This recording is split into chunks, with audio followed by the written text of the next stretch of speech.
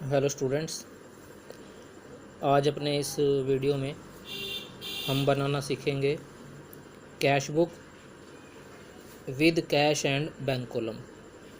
इससे पहले मैंने आपको सिंपल कैश बुक बनानी सिखाई थी जिसमें अमाउंट का केवल एक ही कॉलम होता है, लेकिन ये होती है डबल कॉलम कैश बुक। और डबल कॉलम कैश बुक में आपके पास जो कैश बुक है वो कैश बुक होती है कैश एंड बैंक कॉलम वाली, यानी जिसमें एक अमाउंट का कॉलम होता है कैश का और एक अमाउंट का कॉलम होता है बैंक का, डेबिट साइड में भी और क्रेडिट साइड में भी।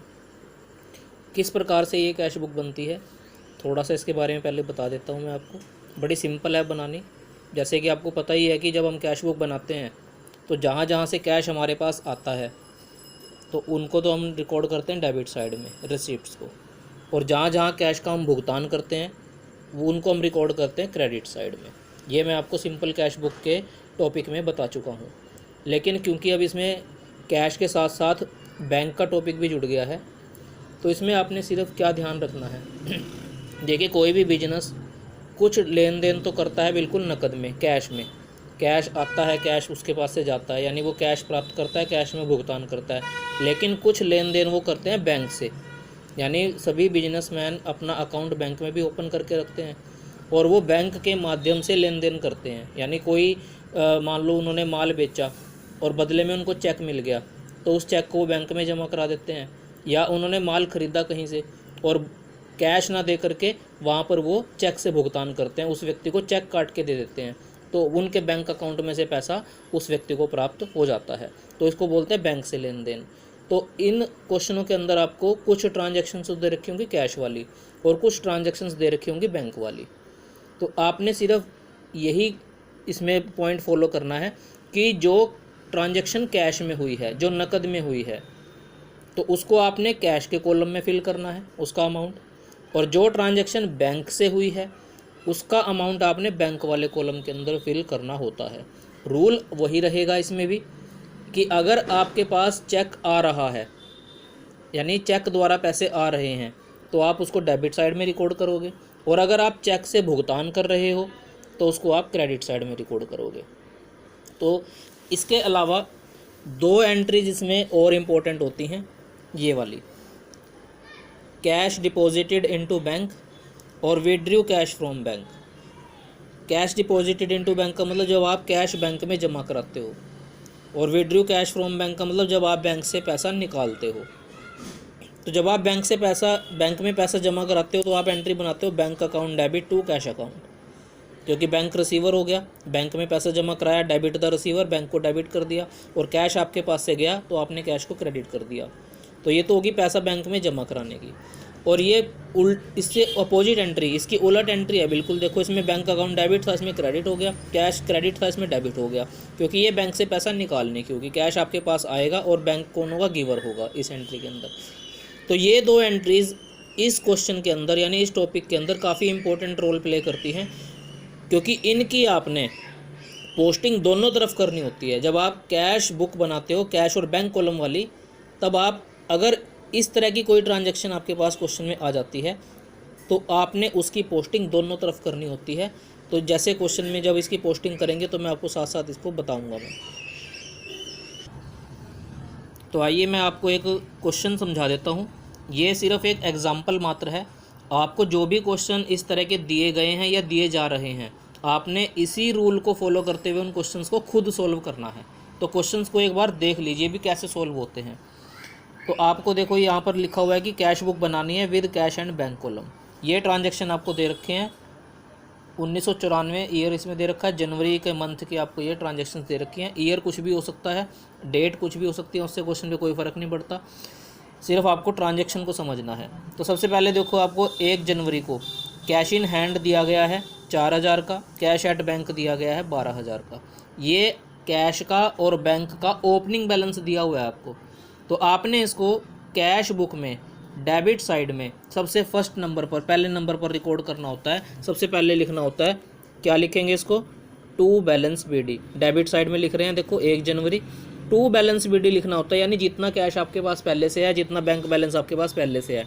जितना कैश आपके पास था 4000 का, उसको आप कैश के कॉलम में लिख दोगे 4000, और जितना बैंक बैलेंस है 12000, उसको आप बैंक के कॉलम में लिख दोगे डेबिट साइड में ही, उसी लाइन के अंदर। तो इस प्रकार से आपने इसको लिखना होता है।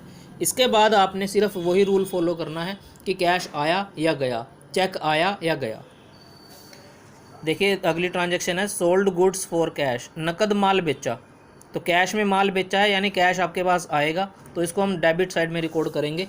डेट है इसकी 4, तो 4 तारीख वाली एंट्री देखो डेबिट साइड में रिकॉर्ड हो रही है, टू सेल, और अमाउंट इसका कैश में लिखा जाएगा 13,200, क्योंकि कैश आपके पास आया है। इसके बाद अगली ट्रांजैक्शन है रिसीव्ड फ्रॉम सुरेश, 5 तारीख की, सुरेश से रिसीव हुए 2500 रुपये, 2500। तो ये भी पैसा आ रहा है, इसको भी आप डेबिट साइड में रिकॉर्ड करोगे टू सुरेश। देखो ये 5 तारीख डेबिट साइड में टू सुरेश, और अमाउंट इसका 2500 लिखोगे कैश के कॉलम के अंदर, क्योंकि कैश आपके पास आया। इसके बाद है नेक्स्ट ट्रांजैक्शन 6 तारीख की, received a cheque from Ravi and immediately deposited into bank. Ravi से एक चेक प्राप्त किया आपने और उसको तुरंत बैंक में जमा करा दिया। तो देखो रवि से चेक मिला है यानी पैसे आए हैं आपके पास चेक के माध्यम से, तो इसको भी आप डेबिट साइड में रिकॉर्ड करोगे, लेकिन इसका अमाउंट कहाँ डिपॉजिट करोगे, बैंक में डिपॉजिट हो गया तो इसका अमाउंट 6400 आप बैंक के अंदर लिखोगे, बैंक कॉलम में। तो देखो डेबिट साइड में लिखा जा रहा है टू रवि, 6 तारीख टू रवि, रवि से चेक प्राप्त हुआ ना, और इसका अमाउंट देखो कहाँ पे फिल हो रहा है 6400 बैंक के कॉलम में। तो इस तरह से आपने लिखना होता है। इसके बाद salary paid to office staff by cheque, salary paid करी है यानी पैसे आपके पास से जाएंगे, और चेक से पेड करी है आपने, तो इसको हम क्रेडिट साइड में रिकॉर्ड करेंगे, क्योंकि पैसा आपके पास से जा रहा है और अमाउंट इसका भरेंगे जैसे चेक से पेमेंट करिए बैंक के कॉलम में। तो 7 तारीख की ट्रांजैक्शन देख लो, 7 जनवरी, ये 7 जनवरी की ट्रांजैक्शन, बाय सैलरी, सैलरी दी हमने और इसका अमाउंट देखो कहाँ पे फिल हो रहा है, बैंक के कॉलम में 7600। इसी प्रकार से पेड सुधीर बाय चेक, 10 तारीख की एंट्री है ये, paid Sudhir by cheque, Sudhir को आपने चेक से भुगतान किया, तो इसको भी आप क्रेडिट साइड में रिकॉर्ड करोगे और अमाउंट इसका बैंक कॉलम में लिखोगे। देखो बाय सुधीर क्रेडिट साइड में रिकॉर्ड कर रहे हैं और अमाउंट इसका बैंक कॉलम में लिख रहे हैं 5000, क्योंकि चेक से भुगतान किया। ऐसे ही नेक्स्ट ट्रांजेक्शन है paid for travelling expenses, travelling expenses का भुगतान किया। इसमें ये नहीं बताया कि चेक से किया या कैश से किया, तो जब कुछ भी ना बता रखा हो तो आपने कैश मानना है। तो 12 तारीख की देखो एंट्री, पेड किया है क्रेडिट साइड में आएगा, भुगतान किया पैसे जाएंगे, तो 12 तारीख की एंट्री देखो बाय ट्रैवलिंग एक्सपेंसेस 12 तारीख, और अमाउंट इसका कैश में भरा जाएगा, क्योंकि बताया नहीं था कैश में है या चेक से है, तो आपने कैश में फिल करना है। इसके बाद 12 तारीख के बाद है 15 तारीख की, कैश परचेज़, नकद माल खरीदा, माल खरीदेंगे पैसा आपके पास से जाएगा, तो इसको भी आप क्रेडिट में लिखोगे। 15 तारीख को क्रेडिट साइड में लिखोगे बाय परचेज़ और अमाउंट कैश में। तो देखो 15 तारीख बाय परचेज़ और अमाउंट कहाँ भरोगे इसका, कैश में 8000। इसके बाद आगे देखो cash deposited into bank, cash deposited into bank 16 तारीख को, तो वही एंट्री आ गई है जिसकी मैं बात कर रहा था आपके साथ कि ये इस एंट्री का इस क्वेश्चन के अंदर काफ़ी इंपॉर्टेंट रोल होता है, और वो रोल क्या है ध्यान से देख लेना। तो ये वाली एंट्री है cash deposit into bank, bank account debit to cash account, ये एंट्री बनती है, और इस एंट्री की पोस्टिंग दोनों तरफ होती है। इस कैश बुक के अंदर इसकी पोस्टिंग दोनों तरफ होगी। तो कैसे पोस्टिंग करनी है, देखो टू वाला पोर्शन डेबिट साइड में आता है, टू कैश अकाउंट, ये वाला पोर्शन आता है कैश अकाउंट वाला, टू वाला डेबिट साइड में, तो इसको तो हम लिख देंगे डेबिट साइड में टू कैश अकाउंट। देखो ये 16 तारीख टू कैश अकाउंट, ये लिख दिया पोर्शन हमने यहाँ पर, और ये ऊपर वाला बैंक अकाउंट डेबिट वाला, इसको आप लिखोगे क्रेडिट साइड में बाय बैंक अकाउंट। 16 तारीख की देखो, ये 16 तारीख की थी ना, तो इधर भी 16 तारीख की पोस्टिंग हो रही है बाय बैंक अकाउंट, ये लिखा हुआ है। लेकिन अब अमाउंट कैसे भरोगे, 16 तारीख में देखो यहाँ लिखा टू कैश अकाउंट, तो जब आपने यहाँ कैश वर्ड लिखा तो अमाउंट लिखोगे इसका बैंक के कॉलम में, तो इसका अमाउंट देखो बैंक के कॉलम में लिखा हुआ है 10,000। ऐसे ही दूसरी तरफ आपने लिखा बाय बैंक अकाउंट, तो जब आपने यहाँ बैंक वर्ड लिखा तो अमाउंट इसका कैश के कॉलम में लिखोगे 10,000, ये देखो 10,000। ठीक है, तो इस तरह से इसकी अमाउंट की पोस्टिंग आपने करनी है। यानी जब आप कैश वर्ड लिख रहे हो, यहाँ पे कैश वर्ड है तो अमाउंट बैंक में जाएगा, और यहाँ पे बैंक वर्ड है तो अमाउंट जाएगा कैश में। और इसको आप ऐसे भी सीख सकते हो, हमने यहाँ बैंक अकाउंट को डेबिट किया था तो बैंक अकाउंट में आप अमाउंट डेबिट में लिखोगे। देखो डेबिट साइड ये रही और अमाउंट बैंक में लिखा हमने डेबिट साइड में 10,000। ऐसे ही कैश इसमें क्रेडिट था तो क्रेडिट साइड में कैश में लिखोगे आप अमाउंट 10,000। और LF के कॉलम में आपने C लिखना है। LF के कॉलम में ऐसी एंट्री के सामने C लिखा जाएगा, इसको कॉन्ट्रा एंट्री बोलते हैं। कॉन्ट्रा एंट्री मतलब जिसकी पोस्टिंग दोनों तरफ होती है, तो ये है इसमें रोल कॉन्ट्रा एंट्री का। इसके बाद कैश सेल, कैश सेल की है तो ये आपकी डेबिट साइड में आएगी, 20 तारीख की एंट्री। ये देखो 20 तारीख की एंट्री, अमाउंट कैश में आ जाएगा इसका।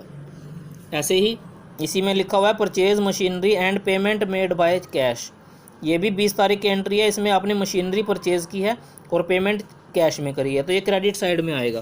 तो देखो 20 तारीख की बाय मशीनरी और अमाउंट इसका कैश में आ जाएगा।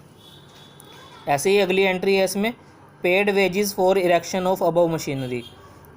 अबव मशीनरी यानी ऊपर वाली मशीनरी की इरेक्शन के लिए आपने वेजेस पेड करी है, यानी वेजेस का भुगतान किया है, तो ये भी क्रेडिट साइड में आएगी। पैसे आपके पास से जाएंगे तो 21 तारीख को देखो बाय मशीनरी लिख के अमाउंट आप कैश में फिल कर दोगे, पैसा आपके पास से गया।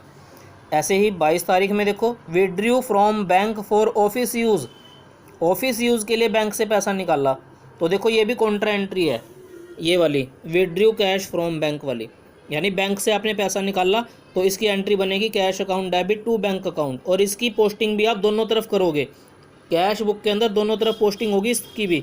तो कौन सी तारीख की एंट्री है ये एंट्री है आपकी 22 तारीख की। तो 22 तारीख वाली एंट्री की पोस्टिंग देखो इधर भी हो रही है डेबिट में और इधर भी हो रही है क्रेडिट साइड में 22 तारीख की। लेकिन पोस्टिंग कैसे करोगे, फिर वैसे ही आपने रूल याद रखना है, टू बैंक इसको तो लिखोगे डेबिट में, टू बैंक अकाउंट को डेबिट में लिखोगे। 22 तारीख में देखो टू बैंक अकाउंट लिखा हुआ डेबिट में, लेकिन अमाउंट भरोगे इसका कैश में 7500 अमाउंट कैश में भरोगे। और उधर लिखोगे आप बाय कैश, ऊपर वाला पोर्शन बाय कैश इधर आ जाएगा 22 तारीख में देखो बाय कैश, लेकिन यहाँ कैश वर्ड है तो अमाउंट जाएगा इसका बैंक में 7500, बैंक के कॉलम में जाएगा इसका अमाउंट 7500। और वही LF के कॉलम में आपने लिखना है C, तो इसको हम बोलते हैं कॉन्ट्रा एंट्री। दोनों तरफ पोस्टिंग होती है। कौन कौन सी एंट्री की, जब आप बैंक में पैसा जमा कराते हैं या जब आप बैंक से पैसा निकालते हैं। तो इसी प्रकार से आप सभी एंट्रीज़ की पोस्टिंग कर दोगे। रूल आपको पता लग गया, सभी एंट्रीज़ की आपने पोस्टिंग करनी है। इसमें एक ट्रांजेक्शन ये देख लो, अब Anil cheque returned by bank dishonoured, Anil का चेक डिसऑनर हो गया। डिसऑनर होने का मतलब है कि अनिल से आपको चेक मिला था और उसके अकाउंट में पैसे नहीं थे। तो ऐसे में क्या होता है, जब उसके अकाउंट में पैसे नहीं होंगे तो बैंक वो चेक आपका वापस कर देगा।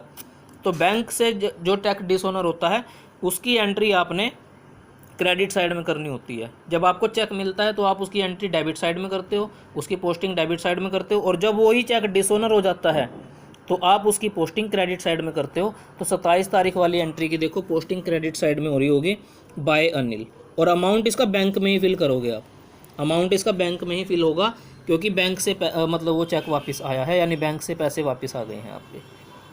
तो इस प्रकार से ये सारी की सारी ट्रांजैक्शंस को आप इसके अंदर रिकॉर्ड कर लोगे। मेन जो मैंने आपको बताया रोल होता है इन दो एंट्रीज़ का।